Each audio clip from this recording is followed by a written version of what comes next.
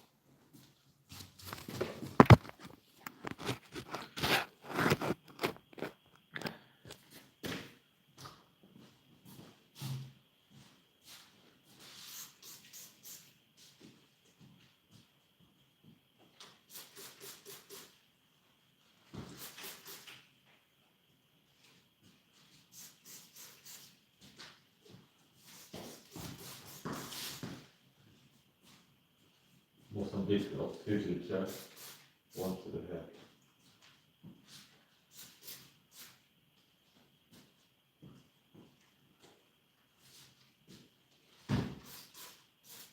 Inverted.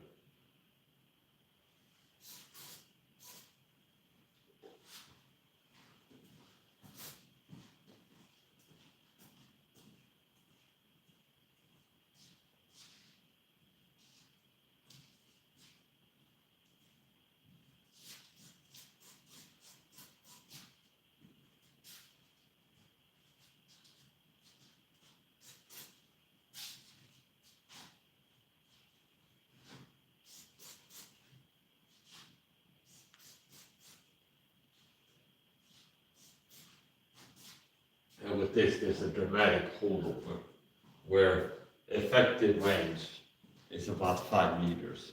And I can extend the range out to about 7 meters, but the holdover becomes extreme, which means I'm aiming about here to hit here. So at this range, I'm not gonna get taking a shot, so we go full step. So from here, one long step, two long steps, and then little feet, like SAHA feet. From here,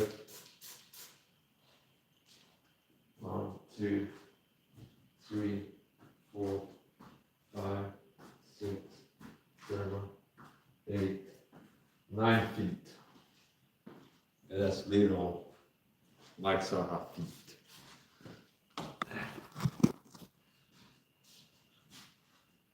So it's about 9 feet, 10 feet.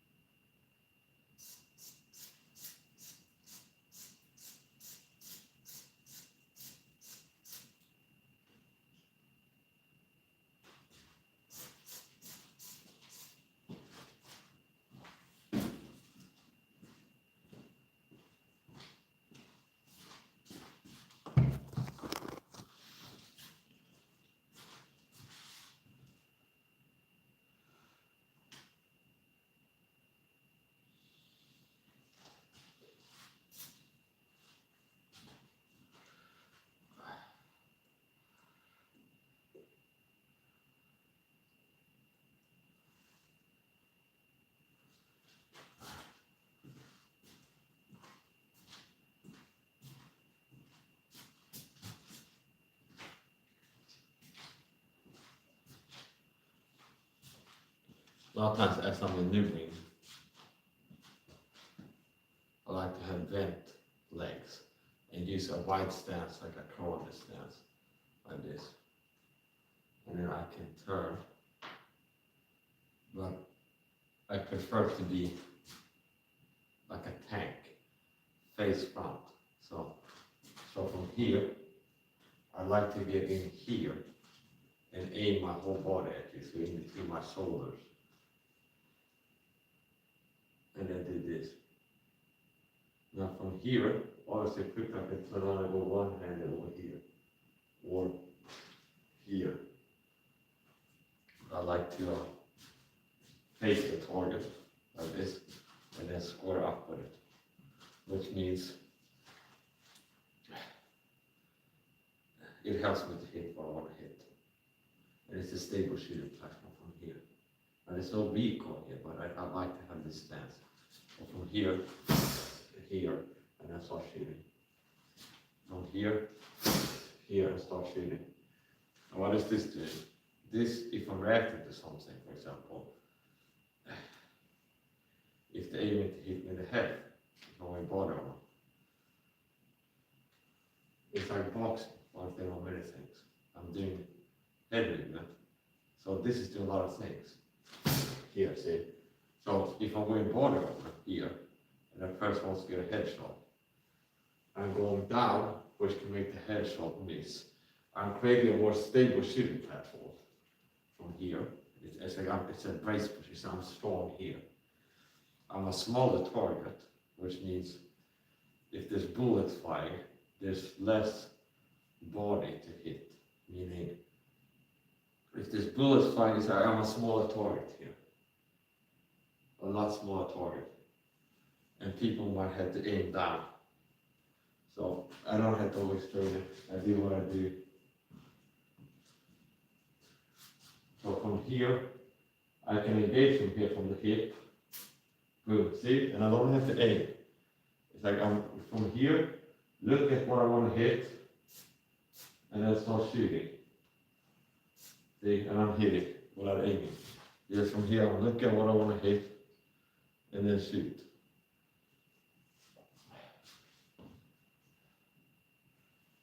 I can also do things like this.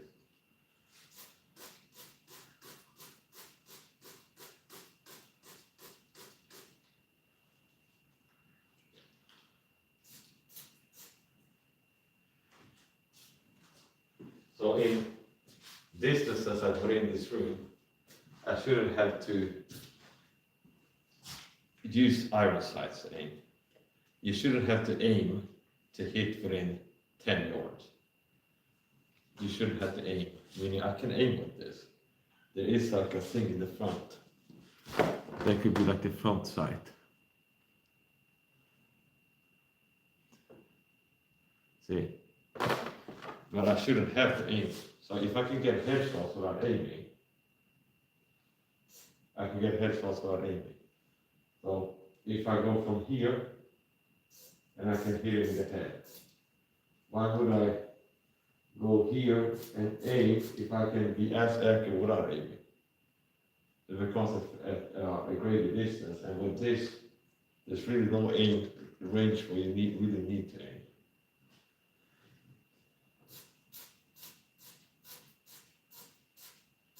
So this is similar to when I train with sticks. When I train with sticks, I can use the stick to train stick fighting.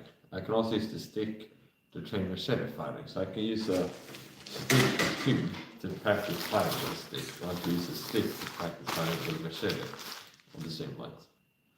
So this, I can practice border fighting, like border bars, hitting people with border. But I'm also practicing gunfighting, where it applies to fighting with guns.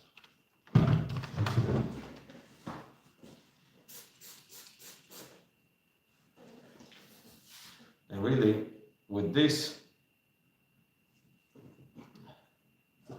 dual wielding makes sense. Where I have a melee weapon in one hand and this range weapon in the other one.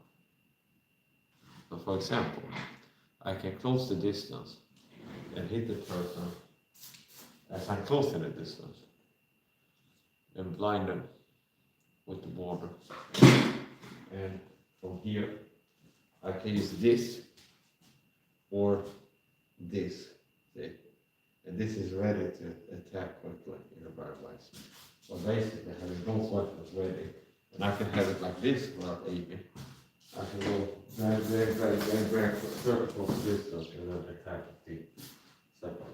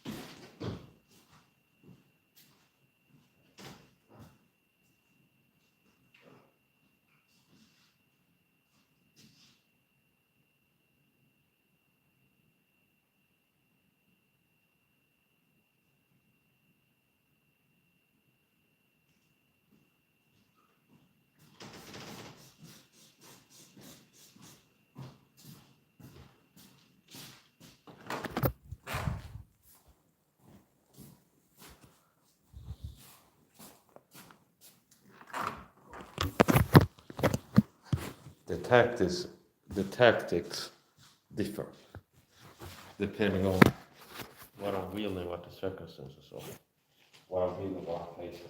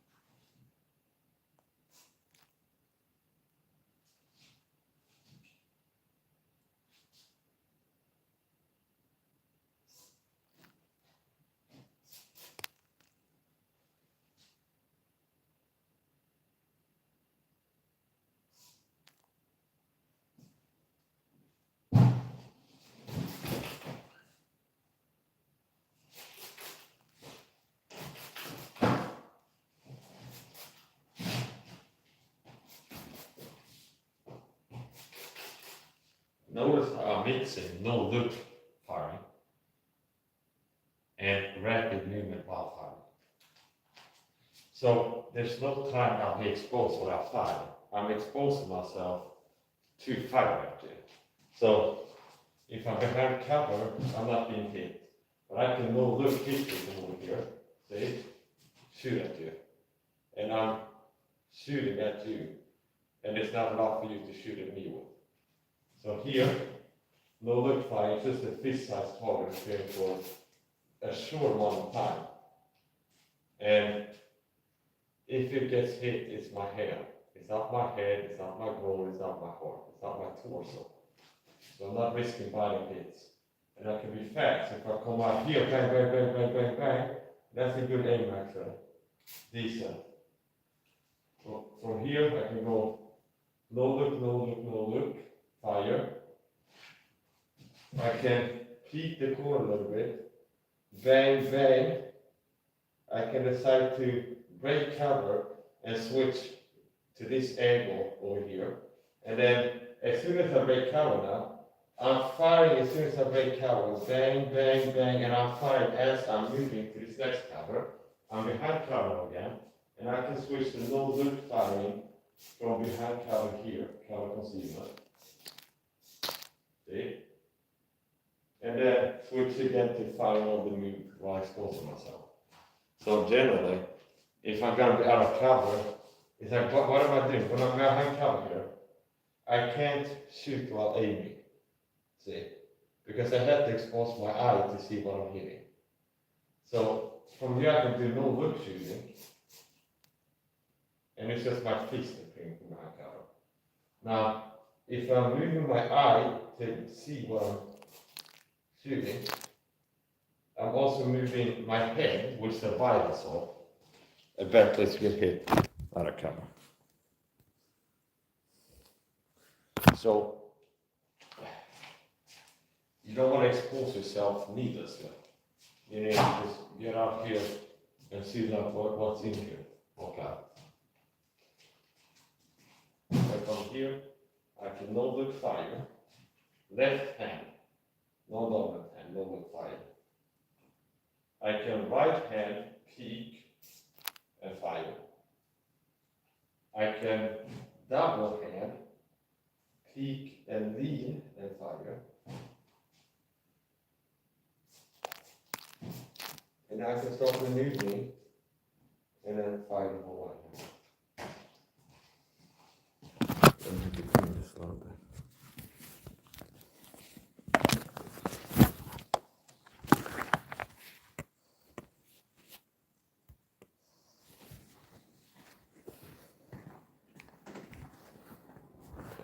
So from here, one-handed now.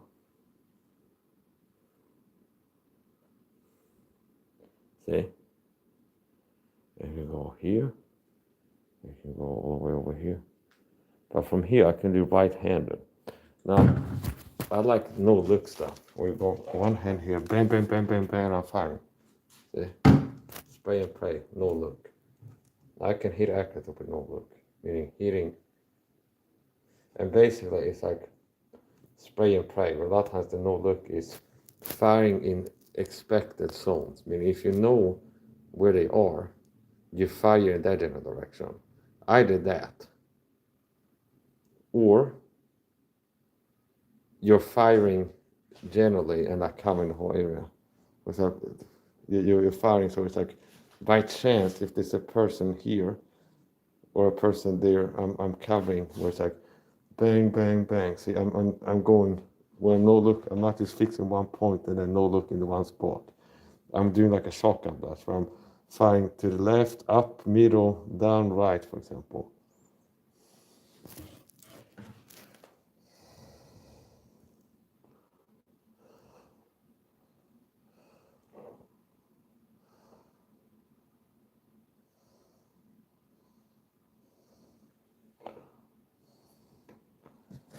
And then if I go here, I can extend out. But as I'm retracting behind cover, it makes sense to go close with the weapon to the body. Because if suddenly somebody breaks cover here, I don't want to be out here so they can grab my weapon on or sweep it to the side. So a lot of times if I'm going out from cover, I might want to extend out to hit something with accurate fire. So from here, I'm closer.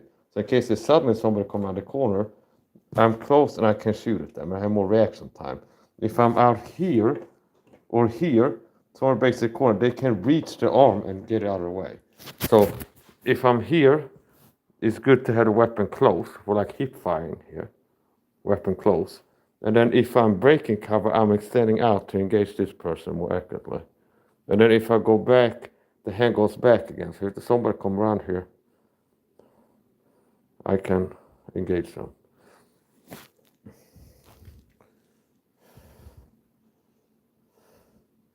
Pushing into the shot, which means from here, hip firing can be close to the hip here.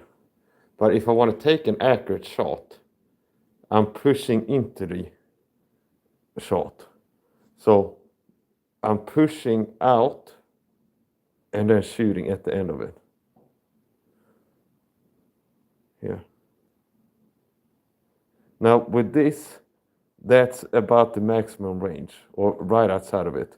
So I would have to aim up here to hit. So I actually know pretty much from here. This is like max out the range here. See?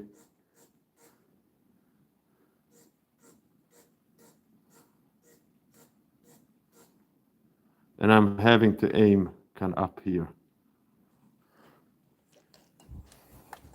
Now obviously I can do this too. Right-handed. Now if I'm going to do no-look attacks, I like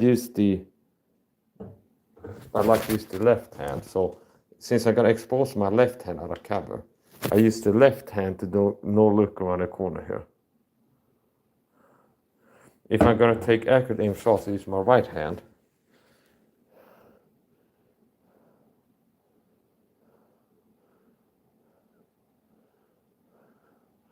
It's a bit different. If I want to do no look, I can do no look like this. Here.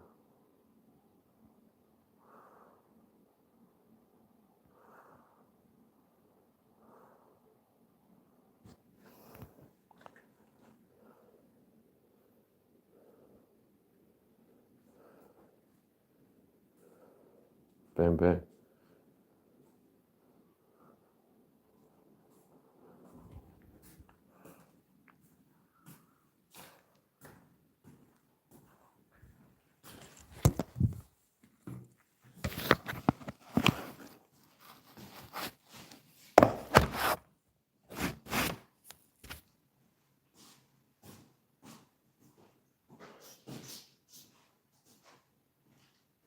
To repay tyrants for how they've been abusing the Swedish government, maybe I should write a manual on in case the Swedish government in the future turns into Hitler and they're gonna like take people off the camps and gas them to death. Write manuals on how to defeat a Swedish SWAT team, for example. Stage an effective ambush. And I do believe, I know that I could make people a lot more dangerous to deal with by tyrannical police. Like how to effectively fight a SWAT team as a single person, or police in general, which are easier than SWAT members. And I'm not joking, maybe I should do that, just to repay them the favor of how they've been treating the Swedish government. Meaning it won't be legal. Like a book, in case the Swedish government turns tyrannical, how to fight Swedish SWAT teams.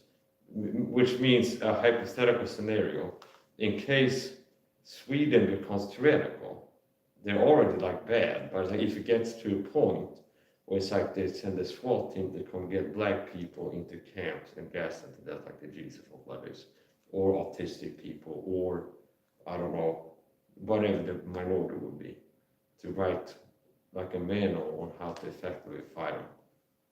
And I do believe that I'll be able to be effective with that.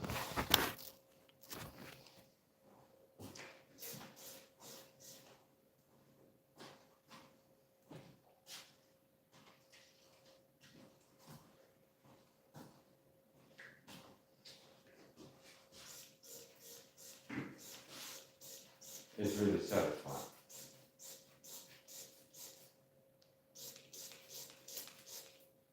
So after, if you miss the first time, you can walk it in and adjust the aim.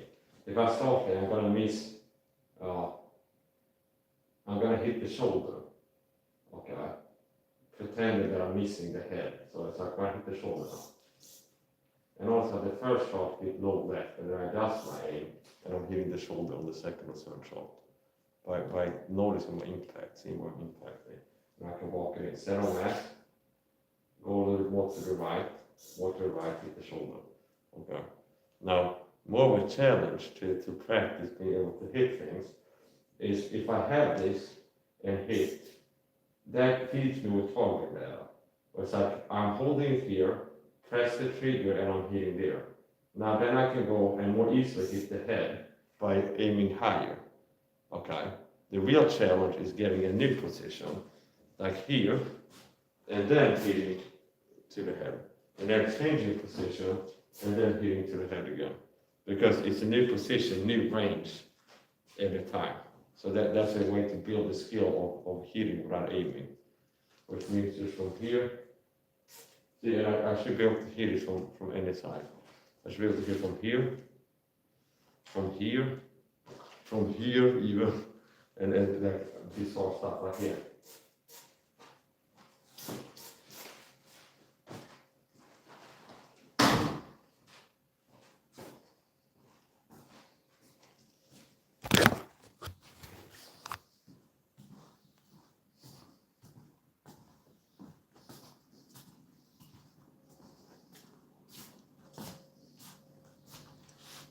So I had some violent little bitch that's jealous because I'm a warrior and they're a fucking pussy coward. Say, you know nothing about slice. No, I know about slice the pie, bitch boy. It's just, you don't understand what I'm doing. So I'm not a SWAT team clear my own house, see. The effective tactics will vary if you're the defender or the assaulter and other variables. So what makes a good strategy tactics depends on the circumstance. See, which means the best strategy in such situations is to take cover, and other times it's to fire.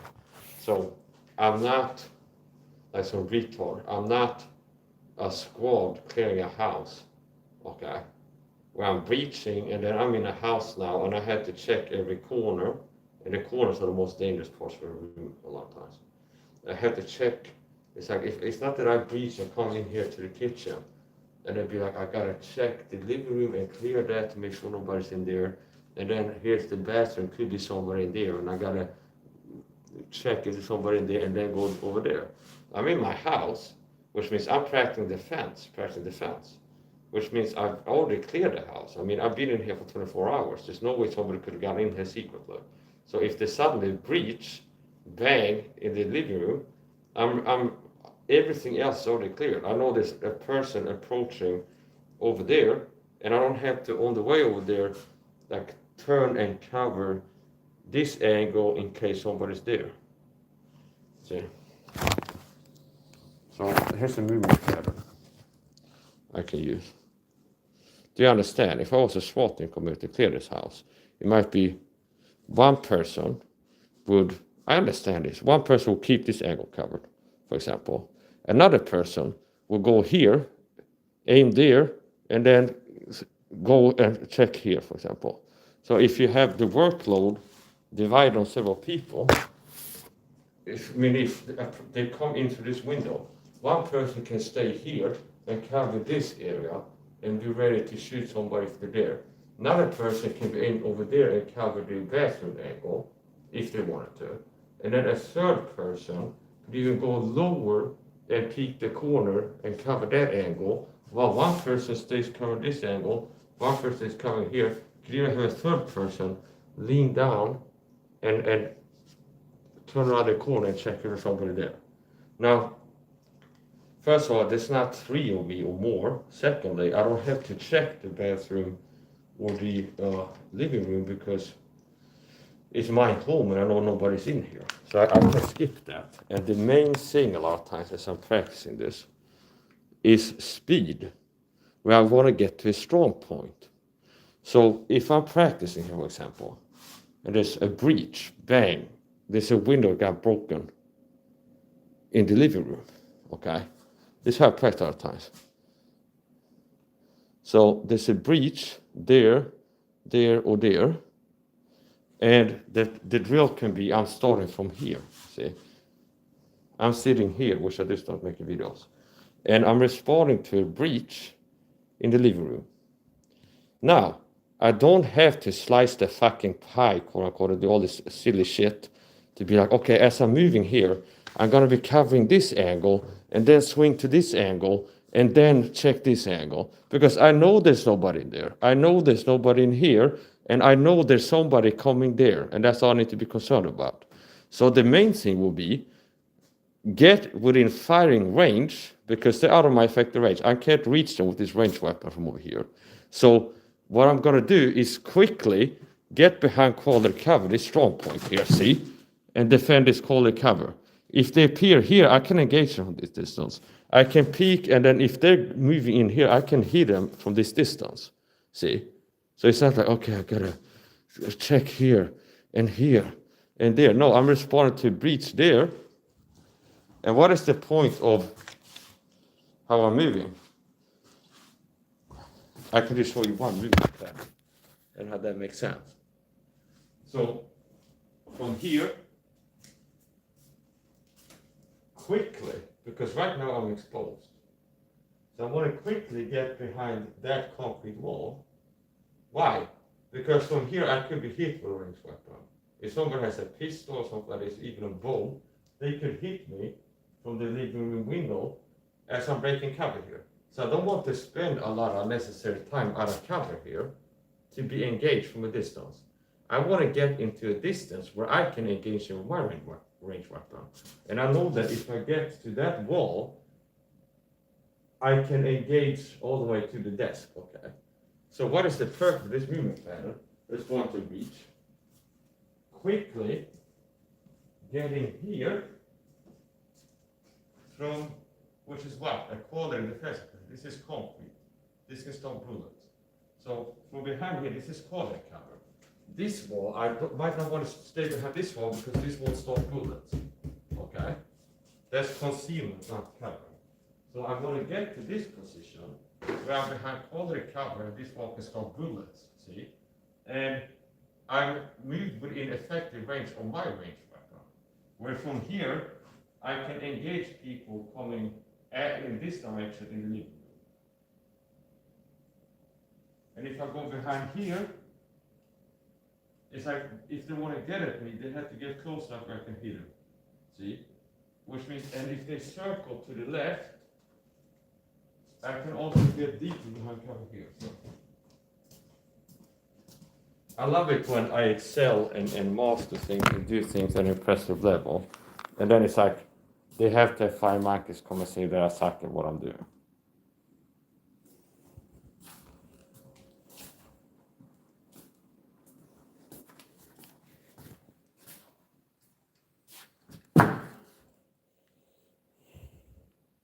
See, anybody coming through here, I can hit him.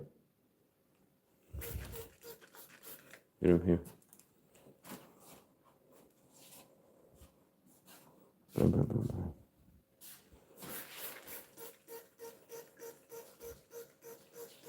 So you shouldn't have to aim to hit him.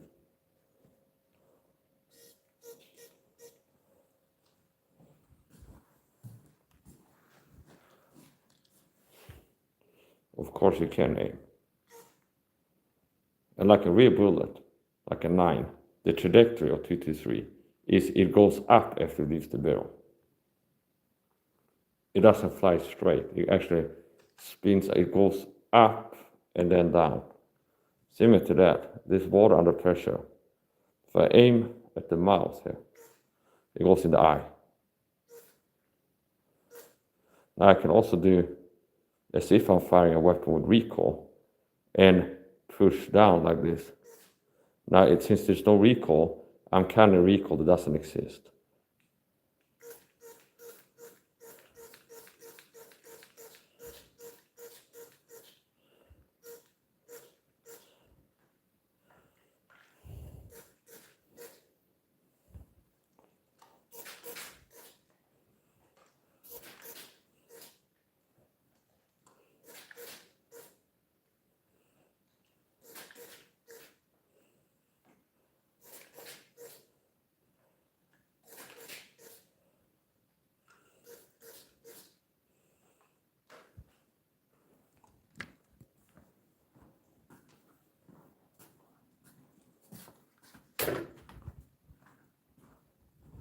there's no way for somebody to be in here with me and be safe, understand?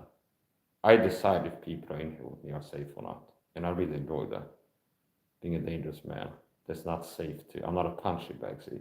A punching bag is somebody you can hit and run risk of being hit back. I'm far from a punching bag. Meaning, if I'm in here and people are fucking with me, I decide if they get hurt or not. How safe it is for them. Do you understand? Like home defense, a burglar. Could I be like, oh, there's a bird coming to my house with a crowbar, just let him go. It's like, whatever, I give him a cookie, good job, guy. Yeah, but I could also decide to make it very dangerous. So the simple truth is, if somebody's in here with me, I decide how safe that is. I don't care if there be 2 people with guns covered in here. I could hurt them if I want to. There's no point where somebody could have something on their body and make them safe to be in here fucking with me. I don't care if it's 1 or 2 people. If there's 2 people here and they have a gun in a holster or a knife in their pocket, they're still not safe unless I let them be. Meaning, even if there were 2 people in here with guns on them, covered carrying, if I decide to hurt them, it'd be almost impossible for them to not be hit with my knife on the side. I can close the distance quickly, and the chance of them being able to get the weapon out in time to use it before I'm adding stabbing them are very low, and they had to do a lot of training and stuff. And so yeah, I really enjoy to be a person that it's dangerous to fuck with me, and I'm not a punching bag. Understand? If somebody's in here with me, I don't care. It's like if there be 2 plumbers come in here and they got knives on the pants, and there's 2 of them, and it's not like deep covert where it takes more skill to train quickly getting it out, stuff like this. But it's like they have it open carry. Still, if I'd be like charge them with a weapon, there'd be very low chance for them to not be hit at least once with it. And 1 time is all it takes. Which means if the deep state would like hire plumbers to be like hitmen and be like, yeah, you pretend to work on his plumbing, but then you're gonna start fucking with him and stuff like this. And I had to defend myself. I'd be ready to. So I really don't like. I've also had interactions before where people are flying monkeys in my home, and I can tell that they've been taught to do things. Now they rational and crazy because the same person wouldn't feel comfortable bullying me in the room here. So they're cult members. And then I can tell sometimes they've been told to do things that they might have been told they're supposed to have a deterrent effect. But in reality, it has a provocative effect. So the same thing they got told to do to deter a potential attack makes it more likely an attack will happen because it's provoking me and making me feel fucked with, understand? But that's how delusional little slave idiots operate. They're gang stalking pussies. It's like, yeah, when you're around him, use this body language. Like you watch a video like Street Fighter self-defense by some idiot bouncers or whatever. Yeah, stand around like this. So you're ready. Yeah, bitch, please. You won't be ready no matter how you stand. If you understand, like even if you're standing like this in front of me, you're still not safe, understand? It's like, and like the same thing I can tell, they've been like coached to be like, next time you're around Mike, stand like this, or use like power postures or stuff for this. And it's like they've been told to do that to make like for a deterrent effect. When in reality, it's provoking me, making me feel like hurting you. There is like a huge like what the? It's like oh you're acting tough. You're standing around like it's like you're yeah I'm ready. It's like do you understand? And almost like I feel like proving they're not ready. So it's like I've had interaction with people. I can tell that their handler told them to be like have a fanny pack to make him think you might have a weapon in there, and they might have been told for a deterrent effect. And I go, I know that I could get that you wouldn't have the time to deploy whatever you got in there if I wanted to close the distance. So it's like the quote unquote deterrent effect is just provoking me and making it more likely that an attack will happen. But this is the type of stuff that you deal with retarded idiots. Okay? That's what to deal with retarded idiots. Really.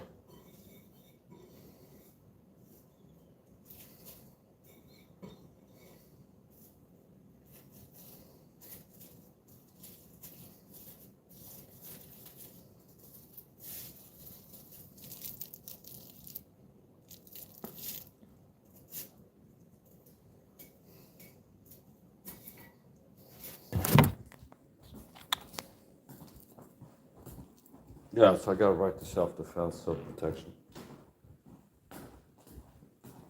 and nobody has the right to tolerate psychological violence or physical violence. And I decide, I control how safe it is. Like if I decide if people get to feel safe and comfortable, bully me or attack me in any way.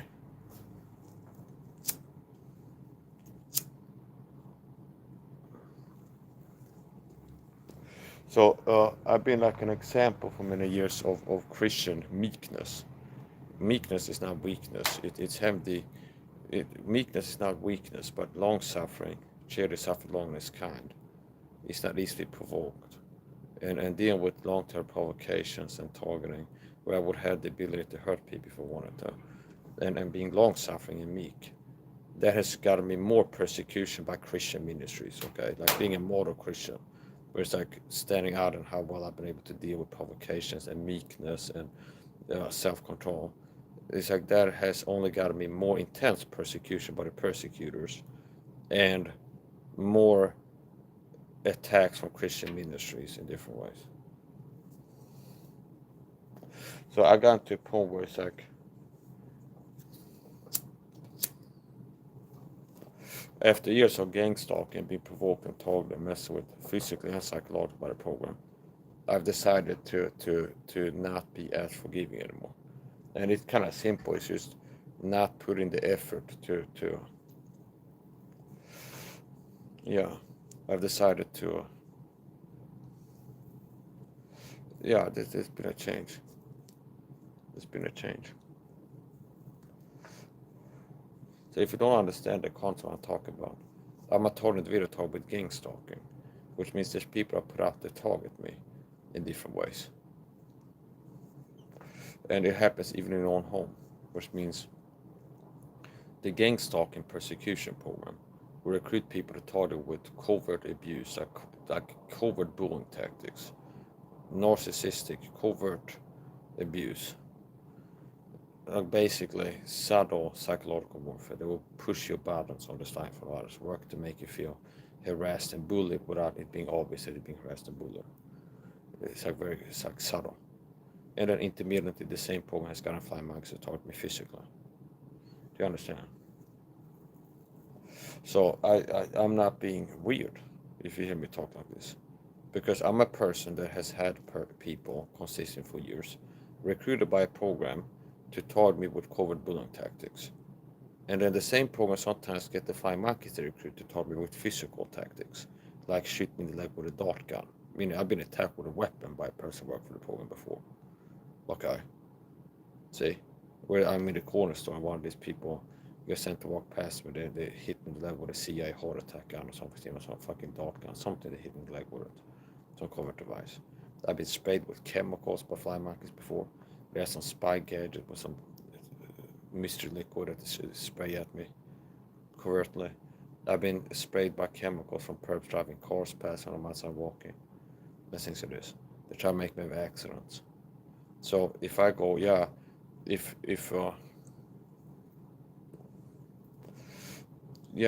so I'm not being irrational, and I'm not being paranoid.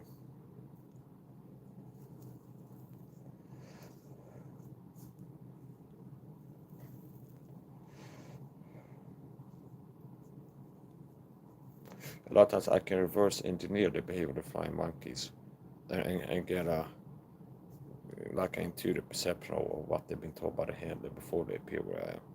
So I can tell, like reverse engineer.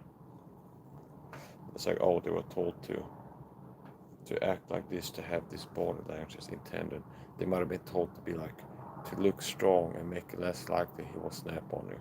But in reality, the effect is making me angry at the person and feeling messed with, which statistically makes me more likely to want to hurt them. So the same thing that they've been briefed to do for deterrent effect has an anti-deterrent effect where it increases the likelihood of an attack. I'm not joking, I'm not going to get into details, but there's been, I don't have to, there's been several times I can tell that like the flying monkeys have been told to act, say, do certain things, that I can reverse engineer and be like, oh, they were told to do this and they might have been told to, for a deterrent effect, understand, to make it less likely to attack you, which I'm not saying that I'm gonna, but it's like, they have people be in the room bullying me, And some of the bullies might be concerned about is being physically attacked if they bully somebody. So it's like, yeah. So it's like, have good situational awareness when around him, and like make a point of like looking around and keep an eye on him or something like this, and stand strong. Like if you watch like a video of street fight self-defense, like have your arms crossed in your head like this, something like this, and like have a fanny pack or some kind of uh, thing that you could have a covert weapon in with you or something like this. Okay. And like different things, and analyze it's like, oh, they were told this, and most likely they were told this in my analysis for like, yeah, for deterrent effect. Okay, but in reality, I know that it has an anti-deterrent effect, because the thing is not making me like, oh, it's making me mad at them and feel like getting aggressive with them. The very thing that they might have been told to do for deterrent effect is just making me feel mad at them and feel like hurting them. Understand? So it's like the opposite of what they were told. Like, do this to make it less likely he will attack you. But in reality, the thing they got told to make it less likely that they would get attacked makes it more likely to be attacked. And there's no point of preparedness that will make them safe, understand? There's no point of preparedness that would like guarantee us a person will be safe, 100% safe. Do you understand? Meaning, as a hypothetical scenario, if the gang stalking point will recruit like 2 plumbers, they're gonna come check my pipes or something like this. And let's say they're coming like next week. Let's say they're coming tomorrow, and they're gonna check my pipes because of bad water pressure in the bathroom or something like this. I call the landlord, hey, there's something wrong with the water pressure. It's like, okay, they can come tomorrow between 15 and 1800 hours and take a look at it. Then it's like they show up. It's like two plumbers. Even if they have like carpenter uniforms, open carrying knives in their pocket, like the beside their leg, and they have like a fixed blade knife that's like right here. Now, even if there are 2 of them and they have over knives, even if they be like walking around with the hand on the handle in here, ready to pull it, that's still that level of preparedness. Not like deep covert, get it out there, something like this. But yeah, it's like open and having a hand on the handle and walk around 2 of them. They still wouldn't be guaranteed to not die if I would pull a weapon and charge them on the time. They still wouldn't. There's no point of preparedness that would make them be able to be like, oh, we can feel safe in being in there fucking with them. Okay. Like, there's no point of preparedness. They're going to be like, if this guy snaps from the psychological violence and loses it and attacks you, there's no chance he can hurt you or kill you or really mess you up. Because there's no level of preparedness that will ensure their safety. So what determines if they're safe or not is me. Understand? That's what determines that.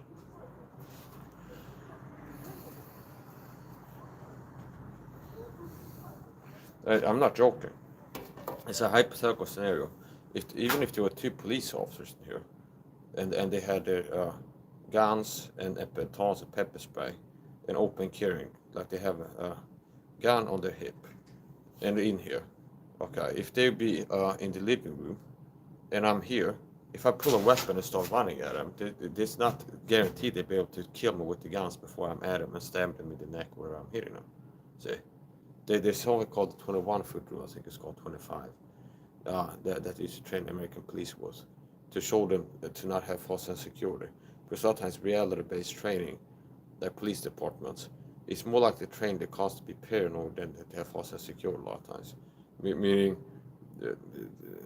yeah, and they don't tend to be like, yeah, you're a cop and you're bigger than the average citizen and have more training. So as you approach a guy in a traffic stop, you're safe. He couldn't hurt you if he's got a weapon in there. Okay.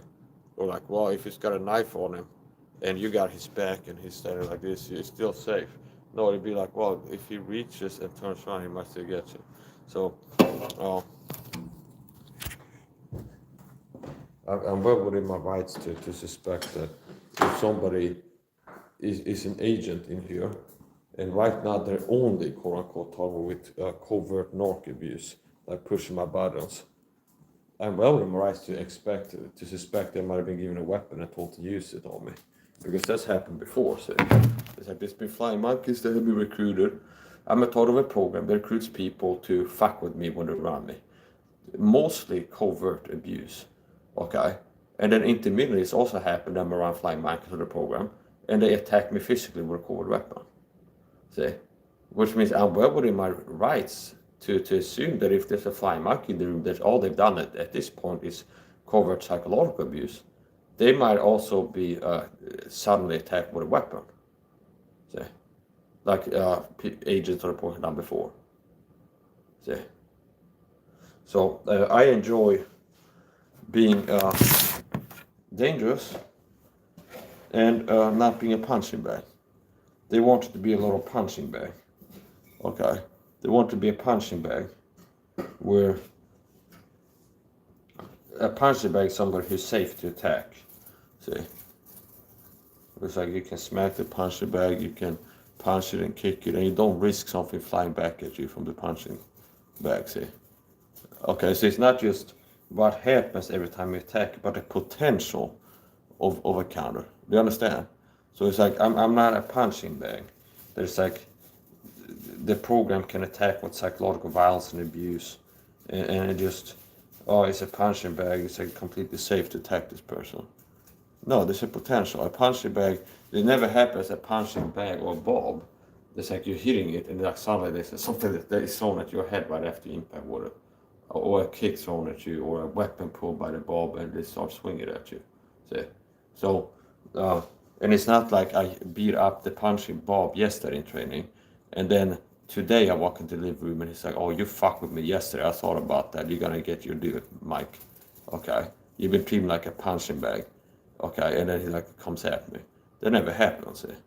So with a punching bag, you don't have to risk being attacked for abusing the person. Okay, so there's no risk. See, there's no potential of you beat up the bulb and punch it, and it hits you back.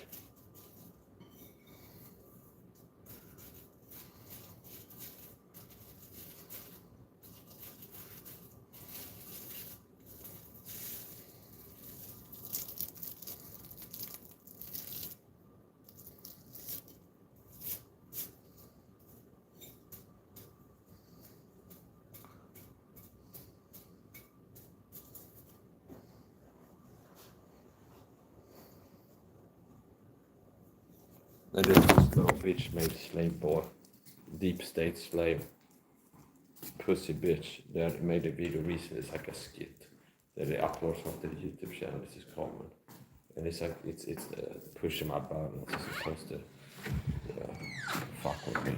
Now it's like triggers and stuff that they use to try to trigger me. It doesn't get me to like break down crying or something like this. It's like the thing that they get is not really that much of a success that they're having. Understand? Meaning there's certain like patterns of harassment where it would be like, let's say I got shot in the leg with a dart gun, okay, by the program like 4 years ago, and I still talk about that because there's value in that. And one of the reasons I talk about that is like, this is not just harassment like some so-called TS will tell you. It's like I've been attacked with weapons by the program. I've been shot in the leg with a dart gun. More than 3 years ago this happened. I still have a non-spot on my leg from that, like nerve damage. And then the program might be like, oh, let's have one of these flying monkeys that Mike subscribed to talk about. It's like, give him a bad leg if it's like a martial arts. Hit him in the leg to hurt his right leg or something like this. It could be little subtle things like that. And I can tell, like, oh, it's like, and it's like, it's almost like, what do you expect? That I got like break, oh, I'm scared, they might hit my leg again. No, it's like, I can tell you're fucking with me, and I'm a man that doesn't like bullies, and you fucking with me will make me mad, honestly. I don't like being fucked with. It's not gonna sit right with me. I don't suffer fools or abuse gladly, okay?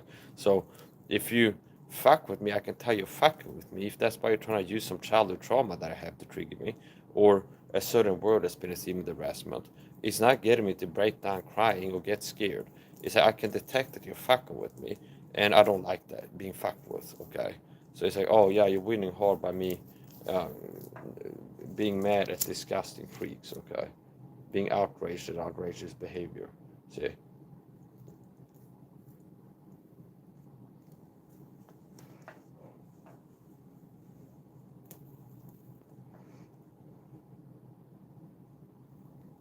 Yeah, so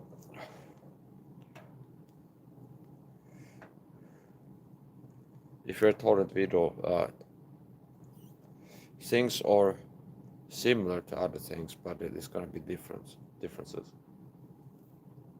Meaning, if you're targeted video, yes, you are targeted with smear campaigns and narcissistic abuse, but it's going to be a different type of smear campaign, different level, and it's going to be a different type of narcissistic abuse, and it's going to be higher level, basically, generally. A big part of gang stalking targeting is understandable from a framework of narcissistic abuse. This recruitment of fly monkeys, they get recruited to target with covert abuse, so-called narcissist abuse tactics. Now, the targeting tactics will be more sophisticated and refined because it's a government program, it's institutionalized. And the smear campaigns are going to be high level. Everything is high level, upscale. And a big part of the target I get, well, yeah, a big part of the like monthly, weekly targeting is like online targeting. So if you have a chat open, the cyberstalkers should have targeting me. And if I don't have the chat open, if I check my comments, they leave comments. And another comment targeting tactic that I get is if I subscribe to a YouTube channel. If I subscribe to a YouTube channel, a lot of times it doesn't take long until the YouTube channel that I started frequently checking out starts targeting me for the program. In the regular ways, covert abuse, pushing my buttons on the sly.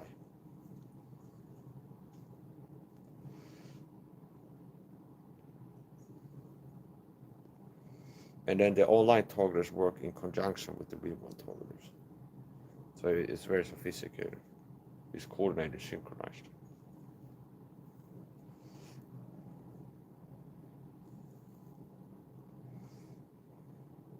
It'd be like, for example, like this, do the Bible church, the gang stalking church.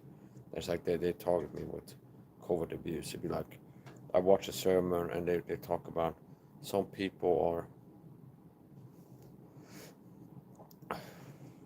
it could be like they gaslighting me that I'm lost and demon possessed or something like this, that type of thing.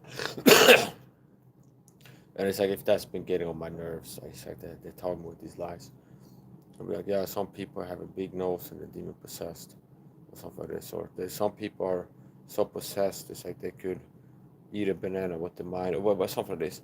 And it's like the next time I have a flying monkey in real life show up where I am, they're wearing a t-shirt with a banana on it.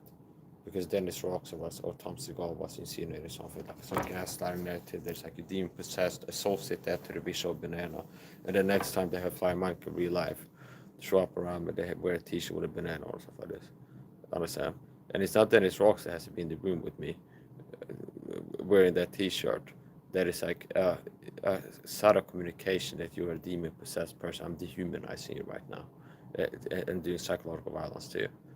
Okay, so he's comfortable over there in America doing that for now, but it's gonna come a point where they have to pay. Nobody gets away with things forever. Sometimes people, and I, myself included throughout time, it's like it can feel frustrated. It looks like evil people get away with things. It's like people are persecuting and abusing and targeting because it takes some time. It's like you see the Bible Church for years talking with psychological violence for a persecution program, wickedly. And you don't see them like dropping dead like flies yet. But from the perspective of time, human life is like a vapor to go. So first of all, they will get chasing, and part of the chasing can be subtle. Meaning, one, it's not that the only way the guy can chase a Christian is by the presence of an active evil. It can be the absence of a good. You understand? It could be like if I was, as an example, before I stopped watching porn, and I don't watch porn, which is not a way that I'm superior to most people, which is what makes you feel insecure. Which is why, if I post a picture of myself on my community page, drink coffee in the morning, I get 9 likes. But if I post today's OMAD fast baking meal, that reminds people I'm superior to them. They're unhappy with their body, not ripped with a 6-pack, and they reminded that I have superior character, that they would need to do some fasting, but lack the discipline, and they just feel like they're inferior. and that makes them triggered and that they don't like dancing. So it's like, yeah. Anyways, the point. Before I stopped watching porn, which is sin, and it's been more than 6 months for sure of not watching porn. I don't even masturbate once a week while I look at porn. Whereas the average Christian man masturbates on a daily basis, watches porn at least once a week, okay, which is sin of fornication. Now, before I stopped watching porn, which a Christian should, if they're doing it,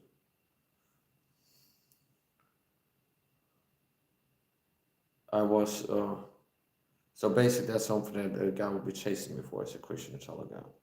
That I'm engaged in sin pattern. As long as I'm doing it, I'll experience chastening. And what is chastening? It's God disciplining you. And what I realize is it's not that the only way God can chasten a person is by making you have bad things happen to you. It can be keeping you from having good things happen to you they would have had if you weren't engaged in the sin pattern. So God chastening is not limited to inflicting like active evils upon you, okay? But it can be withholding good. Do you understand? So maybe some of these pastors would have been blessed with insights that I've had and be able to teach things that we're like, wow, this is weird, okay? Then it's also taught on the agenda by Satan to make you weak and give you cancer and how he's doing it. And I took his advice and I look better, feel better, have more energy. And I don't get sick as often anymore because he was blessed with insights by God on health, fitness, and things like this. So it could be that he would have had some awareness, insight, if he wouldn't. So anyways, the point. Before I found my wife, so I'm married and I have a wife. We're both Christians. And before that, that was God's hand too. I prayed to God to help me find a wife. And he helped me find a wife. I prayed to God to find a good wife, and he helped me find a good wife. And there's like more than one answered prayer. So after being single for many years, I started praying to God that he helped me find a wife. Okay, I was a waltzer before that. I mean, not an incel. I'm attracted. I'm in the sexual market value. My sexual market value is higher than 90% of males. You know, the top 10% of elite male that have an easy time to get dates on dating websites because I'm handsome and ripped with a six-pack, which means that I can make a dating profile with this profile picture that be more sexually attracted than 90% of males on the dating website, which means, okay, so that's the point. So the reason I was single for many years is not that I was trying to get dated and failing out like an incel. Is I just didn't want to have one-night stands or hook up with people or have a girlfriend and then get tired and switch to a new one or something like this. I was content in remaining alone. And at a certain point in time, I decided, I started thinking about finding a wife. And that's the desire of my heart that God can give you. If it's a godly desire. If it's not a sinful desire, God can give you the desires of your heart. If you'd like something, Lord. That is the point. So at a certain point in time, I started desiring to have a wife. Thinking about it, I'd like to have a wife. And of course, I'm not going to get what fellowship hath light with darkness, either be one infidel. Christ or Belial. So the Bible forbids marrying unbelievers. You shouldn't marry an unbeliever. And I started praying to God. So basically, I prayed to God to help me find a wife, a good wife. So people know this like good wife material. Okay. Whereas like you can tell this would be a great wife. Okay. Wife material. Where there's like guys that don't come from my perspective, but that are kind of sleeping around and jump from girl to girl and just have a good time. They might come across a woman be like this, somebody I might picture settle down with and live with and have her be my wife, get married. Now, you shouldn't have this like kind of hop from girl to girl until you find one that you want to settle down with. You should have a mentality where it's like, I'm not gonna have any girls until I find the one that's my wife. Okay, so here's the point. After being single for many years, I decided to start looking for a wife. I want to find a wife, and I pray to God to find a wife, a good wife. And I prayed that she would either be Christian already when we met, or be open enough to the truth and not become a Christian after we meet. And God answered those prayers. He helped me find a good wife. That's a good wife material. And she wasn't saved when I met her, but she exhibited a great degree of openness to the truth. And after I started preaching to her, she ends up getting saved. And that's basically me praying to God to find, like, be a divine matchmaker, which means God knows what be generally a good woman, like Proverbs, what be a good woman, and He knows specifically. And there's a sort of this like general truth is like what makes a good wife, and there might be some specifics where a certain type of woman might be a better match for you specifically, more compatible. And I prayed to God, and I found a good wife, perfect match, I'd say. And she wasn't saved, but she was open enough to the truth to get saved after we meet and start talking. So possibly if I hadn't been working to clean myself up and stage in the sin of being like a filthy fornicator, look at dirty websites, maybe God would not have helped me this way. See? So it's not that the only way God can chasten a Christian is by withholding, but by giving you bad things, like making bad things happen to you, like making you sick or making you lose money. It can be by just a person right now is chasing and they're missing out on good things, the things that they could have had and would have had if they hadn't been sinning in a certain way. And you're wasting your time, those of you that are waiting, cyber stalkers, little haters, to be subscribed so you can leave a comment and get blocked right away. Okay? You're just wasting your time.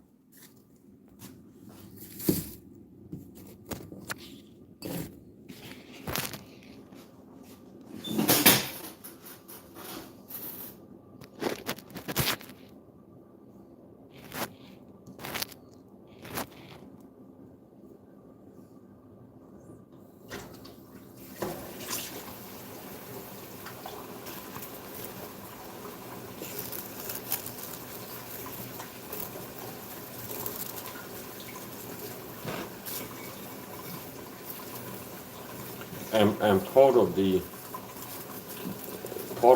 why it's good for me to call out these shield pastors that have followed me for the gang stalking program, which shows that they're puppets of the deep state, like Andy Boots and Little Bible Church and Robert Baker and Raphael Garnold, is if and when there's an obvious punishment for the wickedness, well, chastening, God takes them home, giving sin unto death. I can go, yeah, Raphael Garnold got cancer.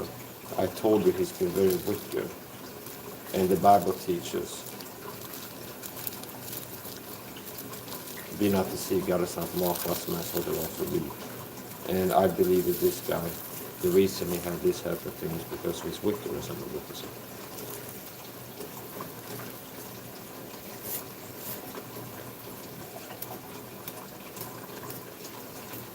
Two Christian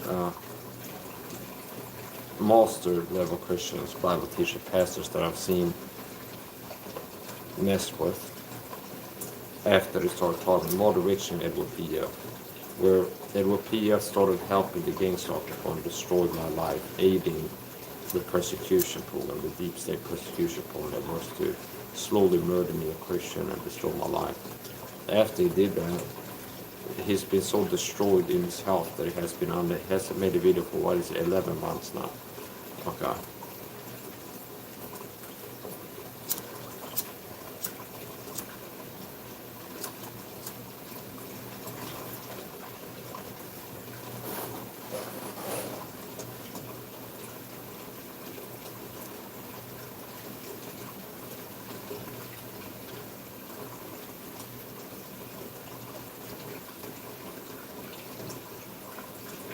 Yeah, so there's a lot of fantasy in the martial arts community online, and I've dealt with these people recently. So I'm about real world stuff and not fantasy stuff. Now fantasy can be part of art, but basically if you're training martial arts for the purpose and intent of winning fights, You don't want to be delusional.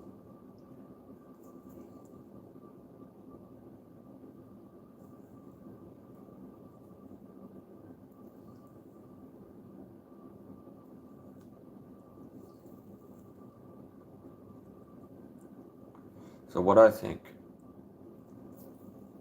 being a total video, the Swedish state has tried to murder me before with this gang stalker persecution program. And I do believe that they would prefer to be able to like disappear me. I think that they would prefer to take me out than have me stand trial. I think they would prefer it. They would prefer to get me in a psych ward and take me out of there somehow, over it becoming a court case, and then me being able to speak for myself and get things in the public record like permanently. Which means if it become a court case, I would be surprised if they would like classify it. They'd be like one of these weird Swedish court cases where they make it secret or classified or something like this.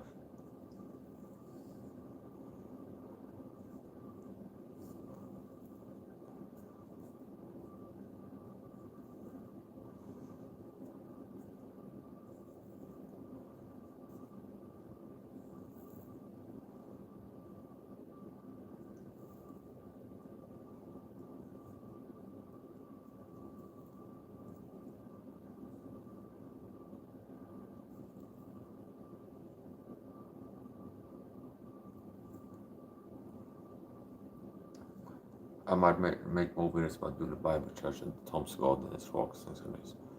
So I enjoy that I have the potential to, I've noticed this, meaning I can expose these people as the face that they are by just simply speaking the truth about who they are, what they're doing. And for example, if I Google search Rafienko Arnold or Rafienko Arnold exposed, my videos exposing show up in like the first 3 pages on Google. Or if somebody searches Rafienko Arnold or something like this, it's not going to take long until they see Rafienko Arnold exposed in the search results, because I have the videos in Rafienko Arnold exposed. And then what I'm saying is true, which means he's being exposed. So that's a big part of how I've been working to fight back against this program, is simply by speaking out, speaking the truth, and calling out people that are fakes and deceivers, and speaking the truth. So now a lot of people don't want to accept just how much control the deep state have. They don't want to accept that. They don't want to realize how much control the deep state has.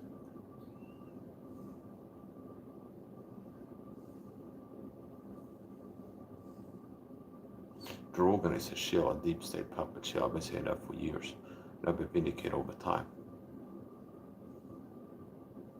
Things I've been teaching for years, I see health fitness influencers, wannabes copy it, plagiarize me. Like for years, more than 4 years ago, started to go live in the supermarket and then, this is poison, okay, this is what the deep state want to eat. Here's the chemical full of poison, and I put on like this. And then now I see on YouTube, there's like influencers with big pages just copy my format, stealing from me. And be like, yeah, this is the chemical, it's full with toxic chemicals, and okay, and it's soft and all this stuff. And then people copy me. So, unfortunately, the masses are very vulnerable to manipulation, so they fall for this shit. And a lot of you are too vulnerable to deception and to your own hurt and detriment. So, you get used to me going live with the chat turned off, and they don't like that because they know that I produce great content and have a lot of influence with my videos. Meaning if I left them on devices live streaming without being interrupted and sabotaged, they know that that's dangerous to deep state agendas. Which I had to sabotage it and cheat and things like that. So anyway, I gotta finish up. I'll again later, so if possible. As usual, I've been eating since waking up. Which the foreign concept to you sugar addicts out there are addicted to sugar cocaine. Sugar and cocaine are pretty similar. It's addictive, it's toxic, it's a drug. The reason why it's so hard for a lot of people to fast is because the sugar addicts. That's another thing they copied me. They cement the YouTube channel that Tom Lee on. Some Indian doctor copied what I've been saying about hormonal health and softener and why a lot of people can't fast because they're addicted to sugar. They're the same guy copied things I've been teaching for years. It's like the reason a lot of people can't fast because they're sugar addicts. And all these toxic chemicals are bad for your health and for men, hormonal health can go with testosterone and things like that. So.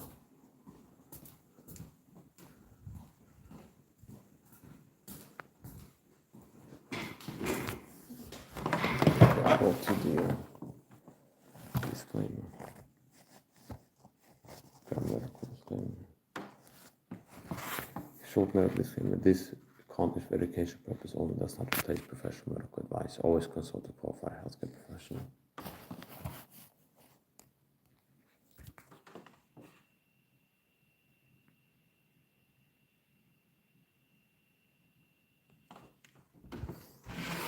Yeah, SAHA told him to talk with a secret phone called Gangster.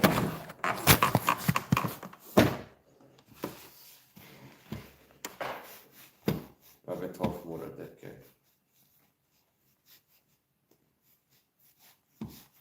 And the coward body of Christ has been turning a blind eye to this. The average person feels a coward. And that's not the way where I stand out and make people envious that they can sense that I have more courage. I'm not a coward like the average person is. I'm not afraid to be mocked, ridiculed, harassed, or persecuted, things that I want to get all the time for. They live the way I do.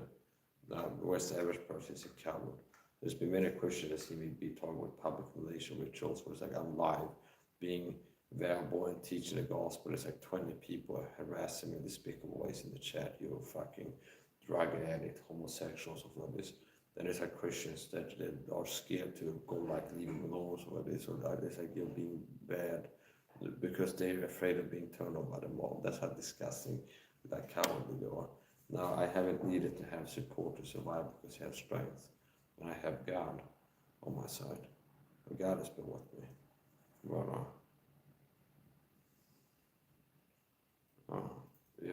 You shouldn't be. Don't follow people saying they come in persecution. I'm a Christian. I'm being persecuted by the state. And don't be surprised if you're a Christian. You'll be targeted with persecution or something similar. Don't be surprised if you're a Christian, be turned a blind eye to this, even help it to attack me while being persecuted. If God will let you reap what you sow and suffer persecution, harassment, physical damage, being attacked physically and hurt, and some of the same things I had to go through. Now has changed me. You reap what you sow. So anyway.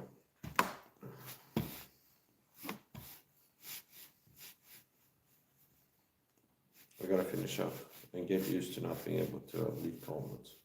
It is not worth it to squeeze it what it is.